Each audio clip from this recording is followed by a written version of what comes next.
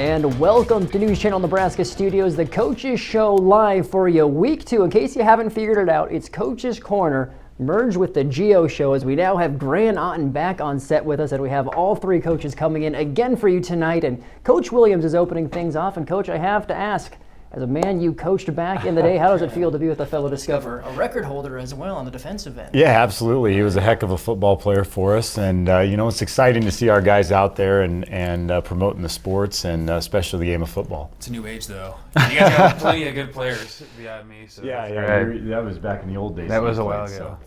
Well, some good players playing on Friday night. We have a good one for you. Plenty of highlights coming up as Columbus coming off a dramatic double overtime victory in week number 2 against Bennington. So let's just jump right into the highlights. Coach, this was a dramatic one, but one the program's been wanting for quite a while, and it came down right to the end, but Discoverers came out on top. Yeah, it's a tremendous win for our kids to be able to pull something like that out, especially after week 1 when we let one get away from us there in the fourth quarter.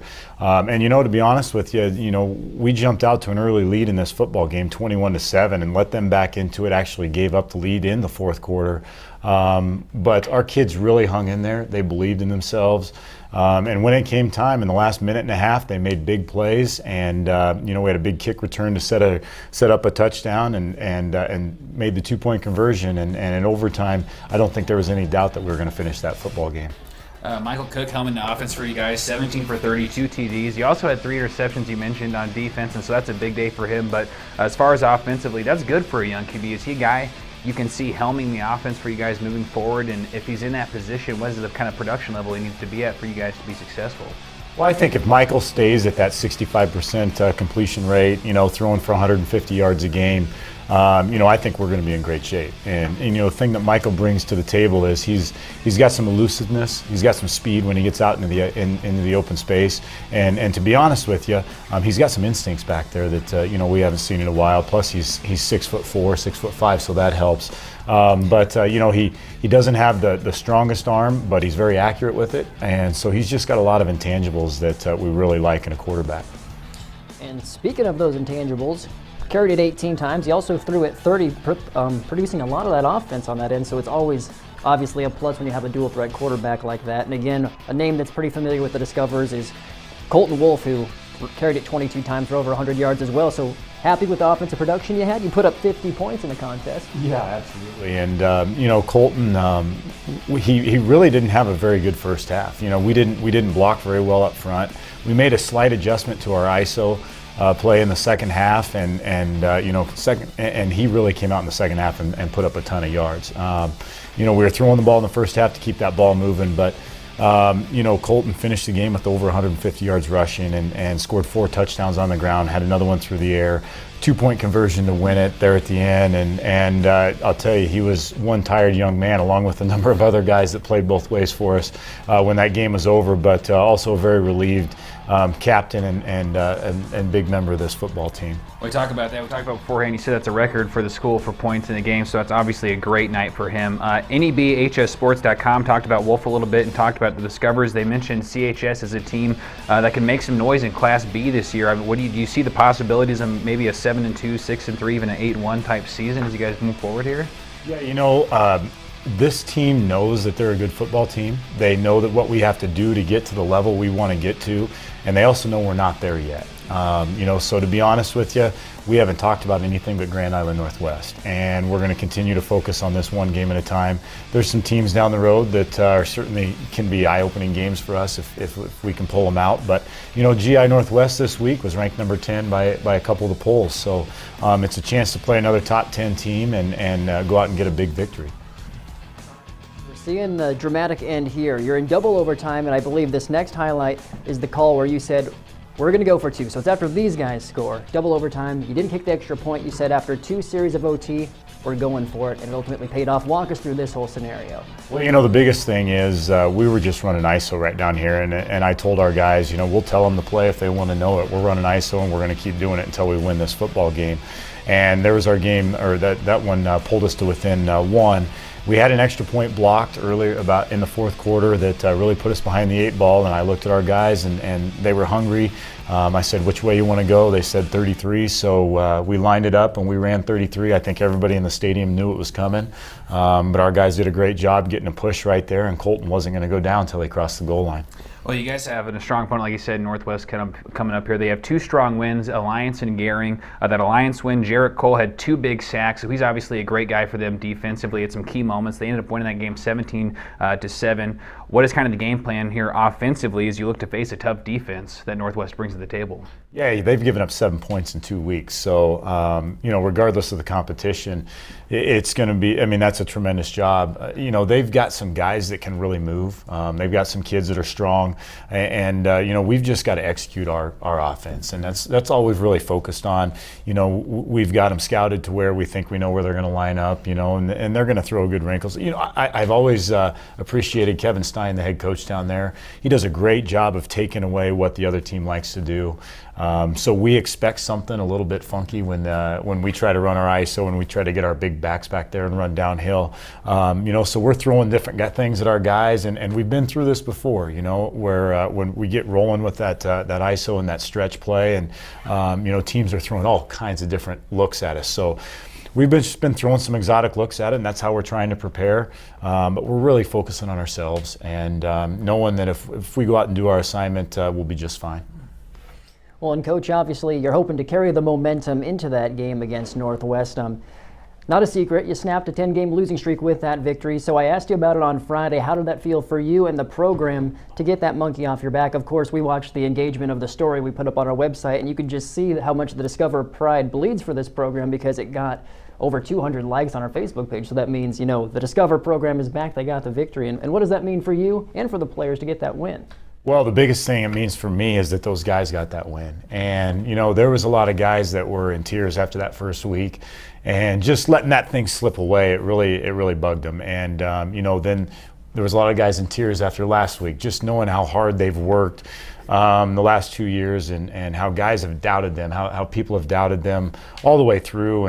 But they've always believed in themselves. And they know that they can be a good football team. They know last week was a step in the right direction. And what we're hoping as a coaching staff is all they needed was that one, and we get this thing rolling and snowballing, rolling downhill. When you look at GI Northwest, so when you guys are in Class A, you're playing teams like Fremont for the F&C Cup. You got the Maroon Cup with Norfolk. I'm very familiar, obviously, with those. Right. Do you see GI as a very similar size community, a little bit bigger, obviously, but as maybe another rival as we move forward here in the Class B? That's tough because we've only been, this is our third go around in Class B. We have played them a couple times before, and I believe it's split 1-1 with GI Northwest. But it'd be nice if we could form some of those rivalries. I don't know if we're there with GI right now, but if we can find a couple teams like that we can have that rivalry with. Unfortunately, in football, we don't get a play out of our class, so there's no chance of us playing Kearney and Fremont. So. I'm sorry, Norfolk and Fremont. So if we can find that rivalry, it would certainly add to a couple games throughout the year. Yeah. All right, Coach. Well, the time, where does it go? It's wrapped up. 8.5 minutes is beyond us, but we're wishing you the best of luck, obviously, as Grand Island Northwest is just around the corner. Any final thoughts as we wrap this one up here on Coach's Show? No, just a tremendous opportunity to be here and speak with you guys and to sit next to Grant after the stuff we've been through well over a decade ago now, yeah. Right? But, I love coming here every Wednesday and getting everybody to visit with you guys about our program. Well, Coach, we're glad to have you here on the Coach's Show. Stay with us. The Discoverers are taking on Northwest this Friday. Coming in is Lakeview head coach Kurt Fenson next on the Coach's Show.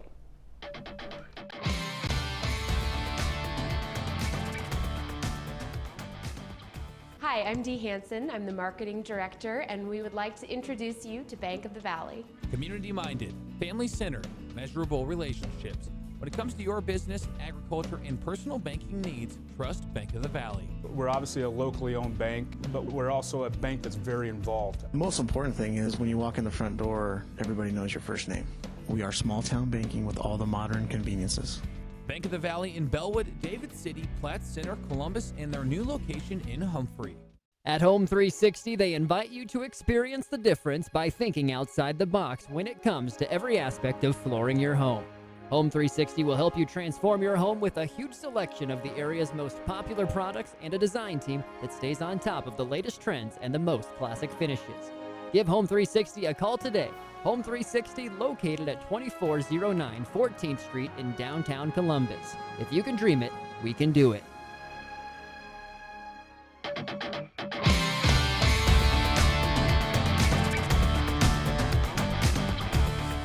And welcome back live to the Coaches Show in the News Channel Nebraska studios. With us for our second segment is Lakeview head coach Kurt Fenson, stopping back in like he will be every week. Kurt, how are you doing this week? Well, not too bad. We've had a good week of practice thus far, and we're ready to rebound from our tough loss against Norfolk Catholic and get ready to go against Fort Calhoun this week. All right, well, before we talk about Fort Calhoun, let's jump into tonight's game as we take a look at some highlights. Of course, no secret, Norfolk Catholic, always a power in C1, one of the top teams in the state, and you had to travel up there. Score was 42-22, I believe, and walk us through what happened that game. Well, we came into the game, thought we could get after it and play 4 quarters of football, and I thought we had a good chance. Jordan Jansen led our game with some good, tough rushing yards. He came into the game as our second leading rusher and did a great job keeping us in it at times. We had really good flashes of defensive play, and Jordan Jansen obviously did it on defense as well at times. And you can see Zach Cobes at different times during the course of the game as well, just like that play there where he just disrupts things. There he's got 2 guys on him on a draw play, and he's able to get through and make the tackle as well, but just has done an outstanding job. We had a drive there in the second quarter, and this is the beginning of that drive. We were able to take it right down the field in the teeth of their first team defense, and we were down 14 at this time and mixed the run and pass in really well and had a good pace to our offense, and our kids just did a nice job of getting after it. And between Jordan Jansen, Isaac Dreyfus, and Dakota Prorock on that drive, we really did some nice things. And of course, Jaden Johnson getting the edge is where he operates the best, and he's able on a rollout to get the ball to Lane Ager there and get us in good scoring position. Then Jordan Jansen was able to come down and finish the drive for us. So at that point in time, it was 14-6. We'd actually got them to turn the ball over on downs, and we got the ball back down 14-6, but our offense couldn't do anything with it, unfortunately for us. So, I felt really good at that point in time. We'd just driven it down. We just got a quick 3 and out. So I thought, well, hey, here we go. If we can get the momentum going our way again. There was about 8 minutes left in the first half. We were down 14-6. Just had a really good opportunity to make some good things happen there. And then, things just didn't go our way. And all of a sudden I looked up the scoreboard and it was 28-6 going into halftime. So unfortunately for us, we just couldn't sustain a drive on offense. Defensively, we just couldn't help ourselves out. And in the second half, we fumbled on our own 5-yard line. They were able to get it there, punch it in. And they did a good job. We held them to 3rd down, which was the story of the night. We had them in 3rd and long or 3rd and medium a lot during the course of the game. We just could not get off the field on 3rd down. And again, our first 4 possessions of the second half went fumble, I believe, an interception, and then punt block. And they had the 1 fumble at the 5-yard line. The next fumble, they scooped and scored. And obviously the punt, they turned into points as well. One highlight of the game for us that we really felt like, okay, our kids are still there with us. There's obviously a great play by Nick Dolezal and an amazing catch by him. But they had intercepted the ball here, and this is part of that series right here where we were down at this point in time. Obviously, I think it was 35-6. Actually, it would have been 42-6. And this was one of our best stands that we had on defense. We got a 3 and out there. I was just super pleased with the way things went. We had a quick kick there out of our shotgun formation. We didn't execute at a high level. They were able to block the punt. And that's the thing. You're going to make some mistakes against Norfolk Catholic. They're going to make it hurt, and they did that night. And then we were able to tack in a couple touchdowns later in the game. Here Jordan Jansen did most of the damage rushing the football on this drive again. Just some really good tough yardage. Jaden Johnson scampers on a nice little option play for us, and we get him in space. He does a nice job for us. And then just a nice tough run by Jordan Jansen here and finish the drive. Leg drive, everything that we would want and ask out of him. And he's capable of doing that a lot of downs, so just amazing job on his. And then Seth Gerkensmeyer with another great run for us as well. So appreciate those guys coming in and still working their tails off at the end of the game. Jordan Jansen, you talk about obviously, and who we're just looking at right now is a strong runner. 10 touches in the first game, 16 in the second game. Do you see those touches kind of increasing as we go here? Because he seems to obviously be able to carry the load, especially with how he's running against a tough Norfolk Catholic team. Well, to be honest with you, we're monitoring his carries a little bit early in the season just for the simple fact that he is our mainstay on our defense right now. He's our strong side linebacker, and he runs the field extremely well. So we can't, at this point in time, have him carry the ball 40 times because we got to be able to shut teams down on defense. And we feel like we're pretty deep at the running back position. So we feel like between him and Jacob Fenson, Lane Ager, and Lucas Thatcher, we feel like we've got some mix going there. And Seth Gerkensmeyer's really had a nice couple weeks here, so he's kind of maybe going to be able to get in the mix at some point in time. But between those guys, we feel like we're building some depth on the offensive side, so we'd like to keep Jordan a little bit fresher on defense if at all possible. And looking offensively, you found the end zone 3 times against a tough Norfolk Catholic thing. Is that obviously a positive you take away from one of the top teams in C1? Did you feel your offense produced the way you wanted it to? Not consistent enough. We had some moments where I felt like, boy, we're moving the ball really well, and then we just have some moments where we just have breakdowns. And I don't care if it was offense, defense, or special teams. We preached to our kids all week long that we've got to have 11 guys doing their job on every single play. And what we ended up having happen was we'd have 3 or 4 guys doing their job. Now, that's not for the lack of effort. When we got it back, obviously all our coaches split up and went back and started watching film on our own. We all came back together when we met on Sunday and said, you know what, the effort was there. We just started overcompensating, doing somebody else's job. So that was encouraging to us as coaches. Your players care a great deal and they want to be successful. But we just can't go out of our area. We can't, cover somebody else's zone. We can't jump a gap on defensive line. I don't care what level it was, D-line, linebackers, DBs, offensive line, backs, receivers. We weren't consistent enough at all 11 positions to be successful in that game. So that's one of the things we're really trying to focus on. I saw an improvement this week on that. And the thing was, against Milford, we had some of those moments where we didn't have 11 guys doing their job, but the effort carried us. Well, against a good, solid Norfolk Catholic game, your effort, just pure effort's not going to carry it. You're going to have to be very sound in all 3 phases to be successful, and we did not do that the other night. This Fort Calhoun game is going to be a tough one for you and a very important one. They're 2-0. They've beaten Conestoga and Louisville. Now, they have a very talented quarterback in Jamie Wagner, who in the last game, 12 for 20, 143 yards and 2 touchdowns. What are you guys going to do defensively to kind of reel him in? We got to stay in our quadrants on defensive line. We can't let them get out of the pocket. And they actually play 2 quarterbacks, number 7 and number 4.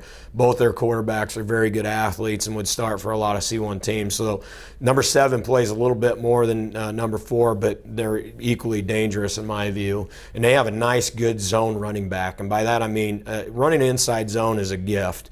And you can't just have any back line up in a single back and run inside zone. He's got to have great vision. He has to know the cutback lanes. And the kid they have, he'll get north and south in a hurry, or he'll hit the gap, he'll be patient, and then he'll bounce it out underneath your weak side end. So they run and do what they do very well, and we're going to have to be very sound on defense. Again, we've got to do our responsibilities. We had a really good practice today, and I'm excited about where we finished practice at today defensively. And then offensively, we got to keep those quarterbacks off the field. We need drives. We need 10 and 12 and 14 play drives. And we're not we'll get big plays and we'll take them, but we've got to make sure and have those drives, and we have it when we're possible. So. All right, Coach, well, quickly wrapping this one up, you said the energy is good at practice. What is the mindset of your players as you enter the season 1-1? You played a very good team, and you're sitting at 500. We're excited to have the opportunity to play a 2-0 Fort Calhoun team. They're a good football team, and Coach Christian's done a great job. They're in the playoffs a couple years ago. Last year, I believe they were 4-5, and we're knocking on the door of the playoffs again against a lot of quality teams. So, to be honest with you, it's a good matchup, and we need to go out there and just take care of what we can control, and that's just playing hard with great effort and then, again, taking care of those responsibilities. And I feel great about our chances Friday night on homecoming against Fort Calhoun. All right, Coach, we're wishing you the best of luck as always, as Lakeview looking to improve to 2-1 when they host Fort Calhoun for their homecoming matchup. Stay with us on the Coach's Show. That wraps up our second segment, but head coach Tyler Linder is coming in as they talk to Shamrocks as they took on the top team in Class C1 on Friday.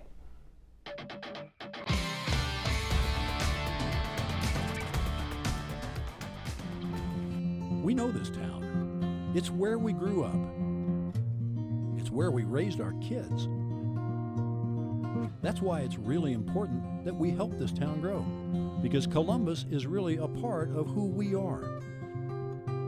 We love helping people find the home of their dreams. I guess you could say we make dreams come true. RE/MAX, Total Realty.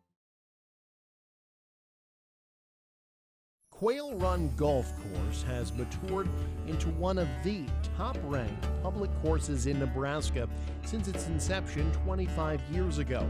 With its tempting par 5s, deceiving par 3s, and fair but demanding par 4s, players are sure to be challenged. You're invited to come try the practice facilities, join a league, schedule a lesson, or just get out and play. Quail Run Golf Course, Columbus, Nebraska.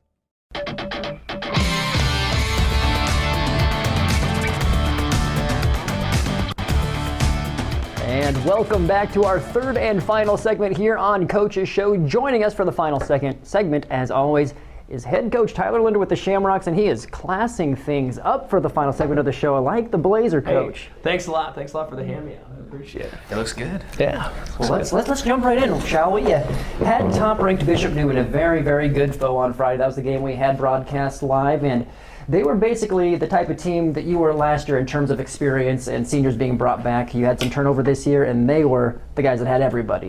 So it was 34-14 was your final score, but kind of walk us through the game as we take a look at some of these highlights and kind of your take on things from Friday night. Yeah, Bishop Neumann came into town for our home opener, and they are everything that they're made out to be. They're a very talented team, very well coached. They've got a phenomenal quarterback. But the thing that I was most impressed with is their offensive line, and their defensive line. They were very, very good, and it was hard for us to kind of to win that battle in the trenches at times. So disappointed with the week 2 loss, but we learned a lot about our team and a lot of areas that we needed to improve last week. Good put. Evan Shohan, coach, is a player that's obviously a big role for you guys, both defensively and offensively. You have him at the tight end position, you have him at the flex position, and then 9 touches this last week and 54 yards out of the running back position. How do you see him being utilized, I guess? Do you see him maybe getting a few more touches moving forward here? Yeah, Evan's a dynamic guy. Last year he really made his mark on our team on defense. He was our leading tackler, and so we knew he was going to be kind of the anchor of our defense. And we kind of got together as a coaching staff and talked about, if the season were to end today, what would our biggest regret be? And it would be not giving him the ball more. And so Coach Pellon, our offensive coordinator, has gotten really creative with the ways that we use him, and we're expecting him to be a very influential person in our, not just on defense but also on offense. So we've changed just a few things to try to get him, the ball in space a little bit more. But he's also, he's 6'4", 210 pounds, and so if he's running at you with the full head of steam, I like our chances. So he'll get a lot of touches this week and going forward. So we're very, very blessed to have him on our roster. And looking at the timeline of this game, a great play by Tate Vuoncannon, by the way. It was 0-0 after the first quarter, but in the second is really where Bishop Neumann kind of started getting into a rhythm. You see the passing attack by Noah Vedral, although a great play by Jarecki there. What happened in that second quarter, I guess, that it was 21, I believe, nothing going into half. Yeah, we matched up with them extremely well in that first quarter. It was 0-0. We were feeling really good about ourselves. We were winning, the field position game, and then, good teams like Newman can put points on fast. And they smelled a little bit of blood in the water in that second quarter, and they really went after us. And it went from a 0-0 ball game to a 21-0 ball game really quick. And that's what good teams can do. When they can pour it on, they'll pour it on hard. And so they kind of threw a haymaker at us in that second quarter, left us a little bit stunned, and we had to regroup at halftime. And I think we made some good adjustments, but trying to battle 21 points back from a very talented team like a Vedral and company was a difficult task. But our boys proud of their efforts. They fought hard to the very end, and we learned a lot about our toughness and really about our depth late in the game. Defensively, again, you guys gave up 34 points, but I thought you guys did have some nice things. Luke Jarecki is a guy who I thought played really well out of that cornerback position. Now, they continually attacked him over and over again in a passing offense like they played. Eventually, one is going to probably go through because Vedral just has a great arm and is able to find those receivers in some tough spots. When you went back and looked at that second and third layer of defense, what was kind of your evaluation of how they played? I didn't think we played too bad in the secondary. Obviously, there's lots of things we can clean up and get better at, but like you said, a guy like Luke Jarecki, who is, at times 6 inches shorter than some of their receivers, he fared extremely well. We play an aggressive style of man-to-man defense. We think that, if we can get a guy on your guy, even if he catches it, we have a great opportunity to make a play right there instead of having yards after the catch. And so, guys like Luke and Tony Cush and Dalton Taylor did a very, very good job job in the secondary. Now, we always say, in our program, even after wins, but even especially after losses, there's certain things that we're happy about, but we're never satisfied. So we're always looking to be better each and every week, and I think we've taken that step going forward with this week of prep. Our kids are highly motivated to get back on the positive side of a win-loss record. So starting 1-1 isn't necessarily where we want to be, but our student athletes understand that all of our goals are still intact. We still have a great opportunity to make the playoffs. It's still very early. We're trying to line ourselves up to make a great run at our district title and set us up for success in a deep playoff run. Another talking point from the contest in general was the fact that line you mentioned for the Cavaliers was able to congest and stuff the run so many times for you guys. You had a few big runs, but not a whole lot, not like what we're used to seeing last year, of course, which goes to that turnover. But is it just a situation where you tip your cap to those guys for the Cavaliers, or was there anything you could do to improve against Pierce? Yeah, they're extremely well coached, and one thing that I honestly didn't give them as much credit as they deserved early on. We preached all week about stopping Vedral and their running game and their passing game, and we didn't give too much of a nod of credit to their offensive line. And hindsight's 20/20, but they're a very, very talented group up front, both offensively and defensively. So we've challenged not only our coaching staff but also our players in the trenches that we've got to win those battles. We've got to be a little bit better up front for the Shamrocks. When you talk about offensively preparing from one week to another and getting ready for this Pierce game, a big strength for them is that linebacking core headed up by Sullivan, who is, as Coach Bramer said, probably pound for pound the strongest guy on their team. When you look about preparing for their defense, what do you think you guys need to do to get around that linebacking core and that defensive line? Yeah, the good news is our players haven't had to learn anything necessarily new. Pierce runs almost an identical defense to what Newman ran, so it was an easy prep week for us, but a lot of, a great opportunity for us to step up and correct a lot of things that were glaring errors in that Newman game. So, like you said, they've got a great linebacking core. They run that 6-2 defense, and so those inside backers really can run sideline to sideline, and they give those guys a lot of freedom. So we'll keep them honest, in the passing game, getting them out in the flats, but our play action game is going to have to be really strong in order to suck them up and throw behind them, because they are, they sniff out run really, really well, and they're able to stuff it at the line of scrimmage. So we've got to get them tired running them east to west a little bit, and then we can't be afraid to run it right at them. And looking forward to the Blue Jays, Tyler Palmer was another talking point. Of course, 2 weeks in, we were continuing to be impressed against the Cavaliers on that 45-yard bomb he threw on the run against the Cavaliers. Had a couple late touchdowns. Are you continuing to be impressed with his growth after 2 games of play heading into the Blue Jays contest? Yeah, he's coming into his own very well. There's moments where he looks like a senior quarterback, but then there's times where he looks like a freshman quarterback. So we're very very happy with how he's grown. With the first 2 weeks, and he's got a very, very high ceiling. So I'm excited to see exactly how good Tyler Palmer can be by the end of his freshman year. And I think the thing that can help out a young quarterback is an offensive line. A good offensive line can really help out a young developing quarterback, and we just have to be able to distribute the ball well. And I challenged our coaching staff and our players this week to get ahead of schedule and stay ahead of the sticks, because there's nothing that can hurt a young quarterback more than going second and 15 or third and long. So we've got to stay ahead of the sticks and really help out our younger guys that have a little less game experience. All right, Coach, we'll wrap this one up. We got 30 seconds. It's homecoming as you take on Pierce. How you feeling heading into the final contest, or the third contest rather, of the week? Yeah, we're feeling really good. We've had a great week of prep. I'm excited the way that our kids have responded. There's 2 ways you can take a loss. You can either beat yourself up over it and dwell on it, or you can use it as a positive and motivate ourselves to be better. And I think we've done the latter of those 2 things. So, it's you're getting to the 3rd week of the season. We're ready to play again. Practices are crisp, and we're excited for competition on Friday. Well, always wishing the Shamrocks the best of luck. They're hosting Pierce for their homecoming. As that wraps up this week's edition of Coach's Show, Brandon Axman alongside Grant Otten. He's head coach Tyler Linder. We'll be here next week live at 7 o'clock. Be sure to catch the re-air as well as 7:30, 12:30, and 4:30 on Thursdays and Fridays on News Channel Nebraska. We'll catch you next week.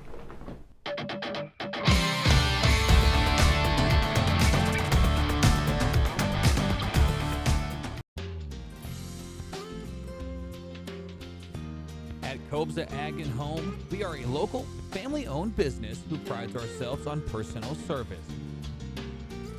We can handle all of your real estate needs, from residential to commercial to agriculture. Give Bob, Laura, or Ashley a call today and experience the Coach's service.